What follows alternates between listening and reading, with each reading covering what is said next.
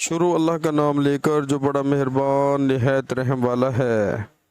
رسول اللہ صلی اللہ علیہ وآلہ وسلم کو کھانا تیار کر کے کھانے کے لیے بلایا۔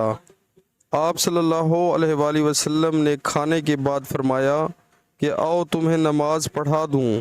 انس رضی اللہ تعالی عنہ نے کہا کہ میں نے اپنے گھر سے ایک بوریا اٹھایا جو کثرت استعمال سے کالا ہو گیا تھا۔ میں نے اس پر پانی چھڑکا، پھر رسول اللہ صلی اللہ علیہ وآلہ وسلم نماز کے لیے اسی بوریے پر کھڑے ہوئے، اور میں اور ایک یتیم کہ رسول اللہ صلی اللہ علیہ وآلہ وسلم کے غلام ابو ضمیرہ کے لڑکے ضمیرہ آپ کے پیچھے صف باندھ کر کھڑے ہو گئے، اور بوڑھی عورت انس کی نانی ملیکہ ہمارے پیچھے کھڑی ہوئیں۔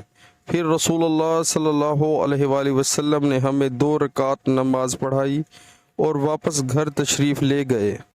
صحیح البخاری کتاب نماز کا بیان، بوریے پر نماز پڑھنے کا بیان، حدیث نمبر 380۔